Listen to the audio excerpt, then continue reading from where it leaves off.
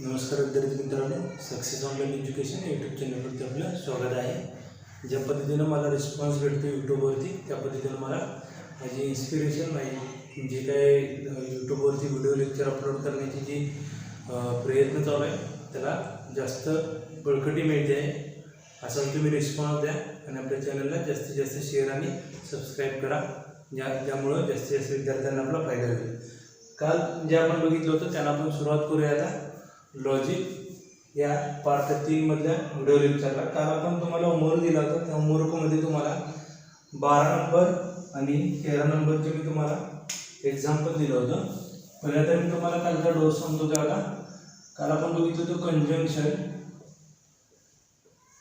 कंजंक्शनचा symbol बघितलं होता and, आणि त्यापुढे असं लिहिलं होतं पण टी अँड टी ला टी असते, म्हणजे ॲक्च्युली सिम्बॉलिकली असं असते टी अँड टीला टी असते.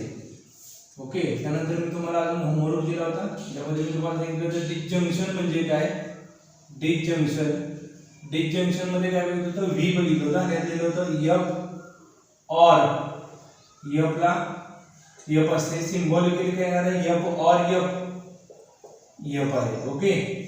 त्यानंतर आता हा महत्त्वाचं काय सिम्बॉल आहे ना, इक्विव्हॅलेंट सिम्बॉल म्हणाय. मला काय एक विद्यार्थ्यांनी डाऊट विचारलेला, इक्वल टू सारखेच असते त्याला इक्विव्हॅलेंट सिम्बॉल म्हणणार. आणि त्यानंतर आपण काय बघितलं, इम्प्लिकेशन म्हणजे काय होतं आपल्यासाठी, एरो होता आणि त्याचा मिनिंग काय होतं इम्प्लिकेशनचा, ई पण देनचा यूज होता, इफ देनचा यूज, आणि टी इम्प्लिकेशन एफ असतं असं आपण काल बघितलं होतं ना. ओके. तर हे एवढंच काल आपण बघितलं होतं. यावर डिपेंड असणारे एक्झाम्पल आपण उद्या किंवा परवा दिवशी सॉल्व्ह करतोय. सुरुवात तर आपण याला केलेली आहे, टी एन टी ला टी असते ते ना. आज आपण हे बघूया आणि उद्या आपण हे बघू शकतोय. आणि राहता फक्त एकच पार्ट आहे डबल इम्प्लिकेशनचा. ओके.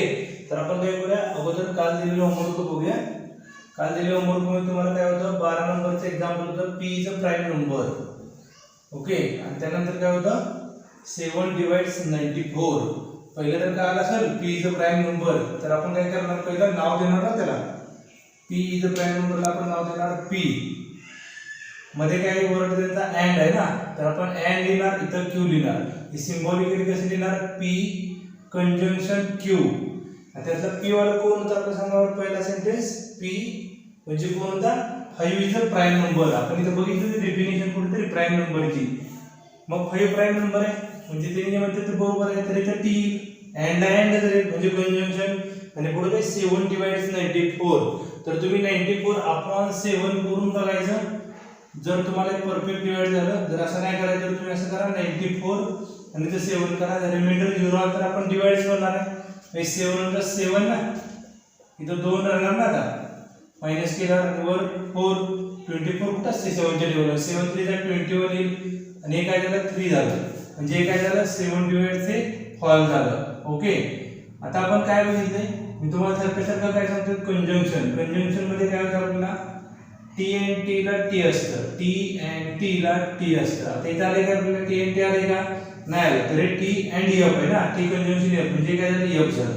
म्हणजे दिलेल्या क्वेश्चनची 12 नंबरची ट्रूथ व्हॅल्यू काय एफ आली. त्यानंतर 13 नंबर काय, 24 is a composite number. Composite नंबरची डेफिनेशन इजी आपल्याला, जे फॅक्टर पडते ते कंपोजिट नंबर असतात. मग 24 इज अ कंपोजिट म्हणजे आपल्याला काय झालं, ट्रूथ व्हॅल्यू काय दिली, टी आली. आणि पुढे काय दिली, 17 is a prime number. 17 is a prime number. 17 is a prime number आहे का, 17 कोणत्या टेबल मध्ये येते, फक्त 17च्या. तर ते पण प्राईम आहे, म्हणजे दोन्ही पण सेंटेन्स बरोबर. म्हणजे आपल्याला काय मिळालं, सिम्बॉलिक फॉर्मची truth value T conjunction T. आणि आपल्याला माहिती कंजंक्शन, आता कंजंक्शन म्हणजे काय झाला, अँड ते सिम्बॉल बरोबर. टी अँड टी ला काय असतं, टी. इथं आलं ना ते, म्हणजे आपण याला टी म्हणणार. म्हणजे 14 नंबरची ट्रूथ व्हॅल्यू काय, 13 नंबरची ट्रूथ व्हॅल्यू काय, टी आली. ओके. त्यानंतर मी तुम्हाला सगळ्यात महत्त्वाचं सांगितलं 16, 17 आणि 18 नंबर. आता हे मोस्टली काही जणांनी बघितलं नसेल, मी तुम्हाला जे लास्टला दिलं होतं ना डेली डोजच्या नावाने 3 फॉर्म्युले दिले, ते फॉर्म्युले पण एकदा रिकॉल करून देतोय आणि सांगतो मी तुम्हाला. फॉर्म्युले काय बघा, महत्त्वाचे फॉर्म्युले आपल्यासाठी येत नसेल तर तयार करून घ्या. sin 2 थीटाचा फॉर्म्युला होता 2 tan theta upon 1 plus tan square theta. Okay. हे 11च्या लेक्चरमध्ये कळतं तुम्हाला फॉर्म्युला येतोय कसा. आपण 11चे लेक्चर सुरू करणार आहे, त्यानंतर तुम्हाला लक्षात येईल ट्रिगोनोमेट्रीमध्ये. त्यानंतर दुसरा फॉर्म्युला काय तुमचा cos 2 theta. cos 2 theta is equal to काय 1 minus tan square theta upon 1 plus tan square theta. Second वाला फॉर्म्युला आहे. आणि त्यानंतर कोणता फॉर्म्युला होता tan 2 थीटाचा. tan 2 थीटाचा फॉर्म्युला होता 2 tan theta upon 1 minus tan square theta. हे दोन तर फॉर्म्युले सेमच असतात ना. ओके, तुमच्या लक्षात येते का बघा फॉर्म्युले कोणते तयार करायचे त्यानुसार तुम्ही लक्षात ठेवा. ओके, इथपर्यंत काय आहे फॉर्म्युले. त्यानंतर मला सांगा 16 नंबरचे एक्झाम्पल मध्ये तरी काय वापरले sin 2 theta is equal to 2 sin theta cos theta. त्याला आपण p नाव द्या. p नाव काय आपलं sin 2 theta is equal to p काय आपला sin 2 theta is equal to काय 2 sin थीटा cos थीटा हे दिलेलं आहे. आणि काल आपण फॉर्म्युला बघितला sin 2 थीटा तो पण फॉर्म्युला ना. तो फॉर्म्युला काय 2 sin थीटा cos थीटा. म्हणजे दिलेला फॉर्म्युला तर बरोबर आहे आपला. म्हणजे याची ट्रूथ व्हॅल्यू काय आपली t आली. ओके, p ची ट्रूथ व्हॅल्यू काय आपली t. आणि दुसरा फॉर्म्युला काय त्याचा and cos 2 theta is equal to cos square theta minus sin square theta. तो पण एक फॉर्म्युला ना cos 2 थीटाचा. cos square theta minus sin square theta. Okay, म्हणजे cos 2 थीटाचा फॉर्म्युला काय आहे आपला त्यालाच फॉर्म्युला बरोबर म्हणजे याला काय करणार cos 2 थीटाला t च म्हणणार आहे. ओके, हे सिंबॉलिक फॉर्म म्हणजे p कंजंक्शन q आला. p कंजंक्शन q म्हणजे t कंजंक्शन t. म्हणजे ट्रूथ व्हॅल्यू काय आली t आली. आता सगळ्यात महत्त्वाचा प्रॉब्लेम आहे की तुम्हाला वाटत असेल की हे फॉर्म्युले लक्षात कसे राहणार. तुम्ही रोज द्यायला सुरुवात करा, हे लक्षात राहते फॉर्म्युले. 7 ते 8 दिवसामध्ये सगळे फॉर्म्युले होऊन जाते. फक्त रीड करत लिहायचे. तुम्हाला जर काही जास्त जड करलं तर रोज दोनच फॉर्म्युले आपण देऊ. तर sin 2 थीटा आणि tan 2 थीटा फक्त दोनच द्या. त्यानंतरचा फॉर्म्युला तुम्हाला येतोय म्हणून. ओके, त्यानंतर लास्ट आहे 17 एक्झाम्पल देतो. p होतं tan 2 theta is equal to 2 tan theta upon मी इथे लिहून दाखवतो. p तुम्हाला p काय होता tan 2 theta is equal to 2 tan theta upon 1 minus tan square theta. हे आपला p होता. आणि q काय होता आपला cos 2 theta is equal to 1 minus tan square theta upon 1 plus tan square theta. Okay, तर 1 minus tan square theta upon 1 plus tan square theta आले. हे दोन फॉर्म्युले होते आपले. आता हे सांगा tan 2 थीटाचा फॉर्म्युला दिलेला बरोबर आहे का 2 tan theta upon 1 minus tan square theta पण आहे तिथं पण आहे. म्हणजे जी ट्रूथ व्हॅल्यू काय t आली. ओके, आणि हे cos 2 थीटाची व्हॅल्यू काय आहे 1 minus tan square upon 1 plus tan square त्यांनी दिलेली आणि आपल्याला माहित असलेली पण तीच आहे. म्हणजे हे पण काय t आलं. मग सिंबॉलिक फॉर्म काय झाला आपला p कंजंक्शन q म्हणजे काय ट्रूथ व्हॅल्यूनुसार t कंजंक्शन t म्हणजे काय आलं t आलं. ओके, हे झालं तुमचं 17 नंबर. आता तुम्ही 18 नंबर मध्ये बघा sin 2 theta is equal to 2 tan theta upon 1 plus tan square theta आहे. बरोबर आहे ते. आणि त्यानंतर q काय 1 minus tan square theta upon 1 plus tan square theta. म्हणजे ते पण काय येणार आहे तुम्हाला करेक्ट येणार आहे. म्हणजे ही पण ट्रूथ व्हॅल्यू लास्ट नंबरची काय येते 18 ची t येईल. ओके, हे कळालं. जरी पण तुम्हाला हे जमत नसेल तरी पण काय प्रॉब्लेम नाही. मग लिहून येऊ शकते ते. तर तुम्ही रोज लिहित असाल हे sin 2 थीटा cos 2 थीटा आणि tan 2 थीटा. जर येत असेल तर ठीक आहे, नाही तर रोज लिहायला चालू करा, तुम्हाला येतं ते 100%. ओके, आपल्या शेवटच्या लेक्चर पर्यंत तुम्हाला हे सगळं जमल. मॅथ्सचं पार्ट 2 सुरू करायला हे जर लिहित असाल रोज तर. ओके, आता आपण काय करूया आजचा नवीन पार्ट बघूया ज्यामध्ये आपण शिकणार आहे डिसजंक्शन.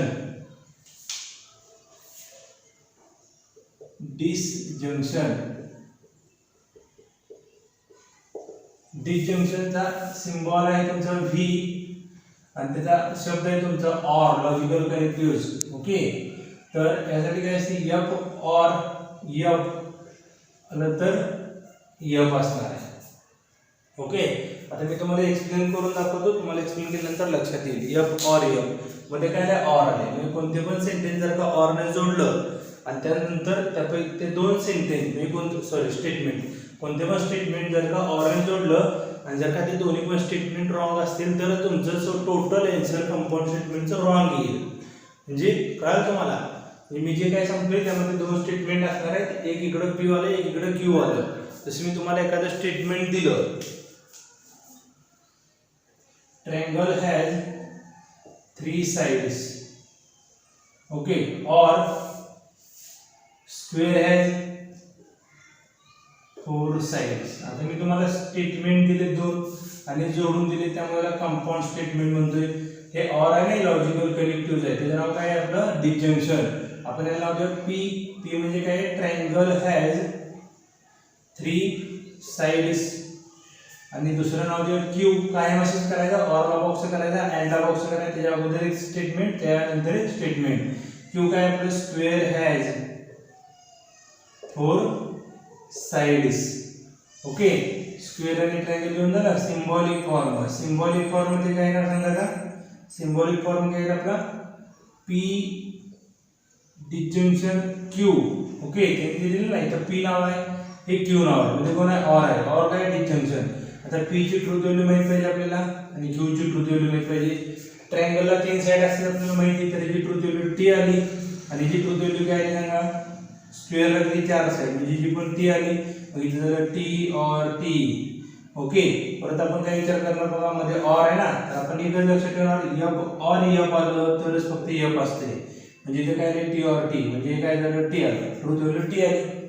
ओके, मीनिंग काय ऑर, मी दोन्हीपैकी एक जरी बरोबर असेल तर तुम्ही त्याला बरोबर म्हणा. जसे मी तुम्हाला एखादं एक्झाम्पल दिलं बघा, मी तुम्हाला एक्झाम्पल काय देते का, ते करेक्ट आहे रॉंग आहे आपण बघूया. आपण जे लेक्चर अपलोड करतोय ते लेक्चर बघणारे विद्यार्थी एकतर 12वीचे असतील किंवा 11वी पास झालेले असतील. ओके, मी काय म्हणतोय, आपण जे अपलोड केलेले लेक्चर आहे एकतर ते 12वी पास आउट असतील जे सीईटीचं प्रिपरेशन करतील किंवा ते 11वी पास आउट असतील जे 12वी झाले.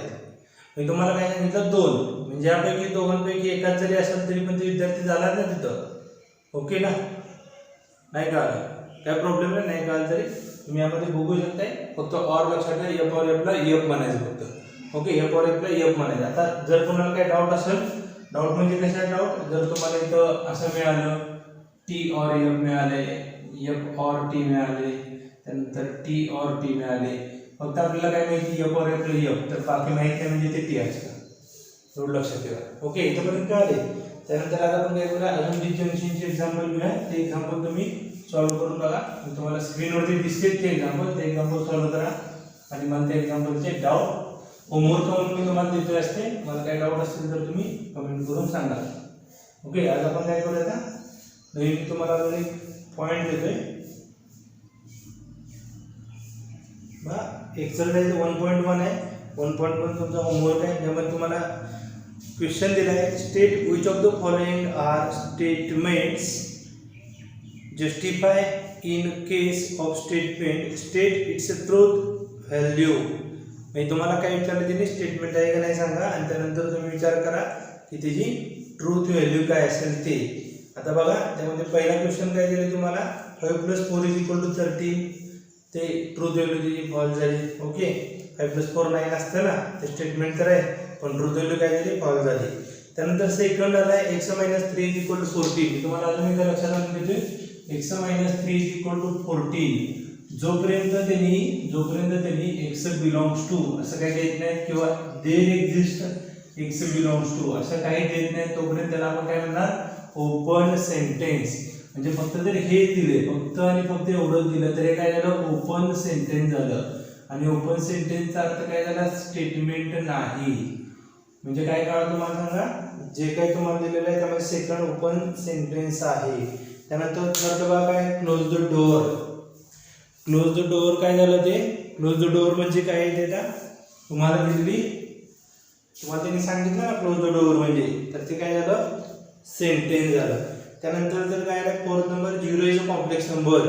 आपण काल बघितले सगळे रिअल नंबर हे कॉम्प्लेक्स नंबर असतात. काल आपण नोट दिली ना, all real numbers in bracket rational and irrational are काय कॉम्प्लेक्स नंबर.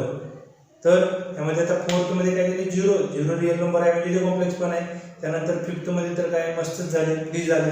प्लीज म्हणजे काय आपल्यासाठी सेंटेन्स. ओके, त्यानंतर काय 6th मध्ये कॉन्ग्रुएंट ट्रायंगल्स आर सिमिलर. आता कॉन्ग्रुएंट ट्रायंगल सिमिलर असतात, त्यासाठी कॉन्ग्रुएंट ट्रायंगल म्हणजे काय, सगळे अँगल सगळे साइड दोन डायग्राम देणार. त्यामध्ये म्हणजे मी काय म्हणते बघा, कॉन्ग्रुएंट म्हणजे काय झालं बघा, कॉन्ग्रुएंटचा मिनिंग, कॉन्ग्रुएंट म्हणजे हा एक ट्रायंगल आहे ABC नावाचा आणि हा दुसरा ट्रायंगल आहे PQR नावाचा. मी जर म्हणलं हे 6 सेंटीमीटर आहे, हे 7 आहे आणि हे 5 आहे, तर हे पण 6, हे पण 7 आणि हे पण 5 पाहिजे, म्हणजे by S S S. Okay, by S S S property किंवा क्रायटेरिया तुम्ही म्हणू शकता ते कॉन्ग्रुएंट आहे. आणि जर हे पण मॅथमॅटिकल समजत नसेल, लक्षात ठेवा 2 भाऊ आहेत ट्विन्स है ना, एका भावाचा ड्रेस जर दुसऱ्या भावाला बसत असेल, म्हणजे जसं पहिल्याला कम्फर्टेबल होते तसं दुसऱ्याला कम्फर्टेबल होऊन बसत असेल तर आपण म्हणतो ते एकसारखे दोन, तर त्याला म्हणा कॉन्ग्रुएंट आहे. सिमिलर म्हणजे काय, म्हणजे जर एक भाऊ 12वीला आहे दुसरा भाऊ 5वीला आहे, मोठ्या भावाला पण राऊंड नेकचा टी शर्ट आहे, छोट्या भावाला पण राऊंड नेकचा टी शर्ट आहे, म्हणजे सेम सेम म्हणतो ना आपण. ओके, सिमिलर सिमिलर सिमिलर म्हणजे एकसारखं. म्हणजे जसे की तुम्ही एका मोठ्या डब्यामध्ये एखादा छोटा डबा आतमध्ये ठेवताय, तर काय झाला, मोठ्या डब्याच्या आतमध्ये छोटा डबा काबर गेला, तर दोघांचा पण शेप एक आहे. जर मोठा डबा स्क्वेअरचा असेल आणि छोटा डबा जर का गोल असेल, आणि जर काय अप्रॉक्सिमेटली तेवढंच देणार, तर ते बसणार नाही एकमेकांमध्ये. ओके, असं नाही की मोठा डबा खूप मोठा पाहिजे छोटा खूप छोटा, तर बसणारच आहे, त्यामध्ये काही चेक करायची गरज नाही. ते काय म्हणते कळते सिमिलर कॉन्ग्रुएंट. तर त्यांनी काय सांगितलं, congruent triangle are similar. Congruent आहेत म्हणजे सिमिलर आहेत की एकसारखे आहेत ना, तर हे झालं सिमिलर. त्यानंतर पुढचा पार्ट काय, X square is equal to X, ते मी तुम्हाला एक्सप्लेन करून देईन. त्यासाठी आपल्याला चेक करावं लागणार ना, तर प्रत्येक वेळेस तर X square is equal to X नाही, जसं इथं बघितलं होतं त्यांनी कुठे दिले, एक्स बिलॉंग्स टू किंवा there exist X belongs to, त्या पुढे काहीतरी दिलेलं असते, नाही दिलं म्हणजे काय झालं, ओपन झालं. त्यानंतरच्या पुढच्या पार्टमध्ये काय दिलं सांगा मला तुम्ही. 8th number example, a quadratic equation cannot have more than 2 roots. आता एक बेसिक कन्सेप्ट आहे, quadratic equation cannot have more than 2 roots. विचार करा, क्वाड्रॅटिक इक्वेशन कसं दिसते, क्वाड्रॅटिक इक्वेशन कसं असते, ax square plus bx plus c is equal to 0. हे क्वाड्रॅटिक आहे ना, आणि मध्ये सगळ्यात मोठा एक्स कोण आहे, एक्स स्क्वेअर. ही डिग्री याची पॉवर किती आहे, 2 आहे, म्हणजे नंबर ऑफ रूट्स किती आहे, number of roots is equal to किती येणार आहे, 2 येणार आहे. ओके, तर हायेस्ट डिग्री किती, 2, म्हणजे हायेस्ट रूट किती 2 आले, ते त्यांनी पण म्हणतात, म्हणजे रूट वगैरे टी आली. ओके, त्यानंतर काय तुम्हाला, do you like mathematics, question mark आलाय, ऑब्विसली तुम्ही नाही म्हणणार है ना, जे बायोलॉजीवाले येते, सॉरी तुम्ही होईच म्हणणार ना. त्यानंतर दिली काय 10th नंबर बघा, 11th. ओके, म्हणजे मला तेवढं क्लिअर करून सांगा. मी तुम्हाला फक्त काय सांगतो आता, त्यातला मी तुम्हाला 14 नंबर एक्सप्लेन करत नाही, तुम्ही विचार करून सांगा. The sum of cube roots of unity is 0. याच्यावर काय डाऊट असतील तर तुम्ही मला उद्या विचारू शकता. ओके,